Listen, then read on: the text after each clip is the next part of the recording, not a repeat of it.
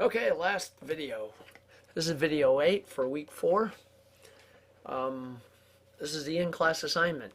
So I hope everybody's watching this before class, well before class, because you'll need to do a few things. Just to grease the wheels and make it easy for us. We got a pretty busy day, so, and I know we only have about, 2 hours and 40 minutes, 3 hours or so to work through this. So the first thing I want you to do is compute multiple regression using posted data. I have 2 data sets that I posted, and you'll see from the code here that it's pretty simple. There's one data set. The DAT1 has one a criterion y and then x1 through x4, and then the other one is right from Cohen and Cohen. So I want you to use both of them. So I'd like you to compute an MRC model using the data, and then compute the partial and semi-partial correlations given the MRC results from step 1, and then determine the sums of squares type using your statistics package. Make sure that you can understand every B, every standard error, every hypothesis test in the output. And then what I want you to do is interpret the B's, betas, R squared value from the MRC model above. So whatever data you're using, you should be able to walk through everything in a sequential manner as I laid out in these videos for this week. And then finally, I want you to determine the extent that multicollinearity affected the results.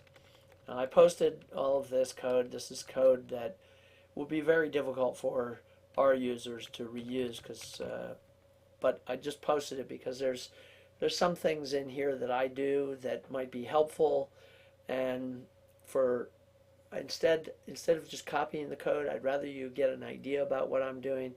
SPSS users are going to have it really easy this week, except for the fact that I want you to be able to calculate a lot of these things by hand. So you're going to, not by hand like paper and pencil, but through Excel. So what you're going to do is you're going to have to take some of these coefficients and be able to just plug them into an Excel spreadsheet and run through the formulas. All the formulas are in Cohen and Cohen. Probably a good idea to bring in Cohen and Cohen this week, and so I'll have a reasonable idea about how many people watch this video, not because I'm trying to catch you, but it'll be indicative of you watching this video that you probably brought in at least Cohen and Cohen, or copied the chapter 3, which has most of these equations. I don't want you to memorize the equations, not helpful, but you are going to need to know these equations. And the reason why I want you to go through all of this is I really want you to be able to look at the regression output with multiple predictors and be able to understand what each value means, how it was computed, and what affects it. And the only way that you can do that is to do it by hand.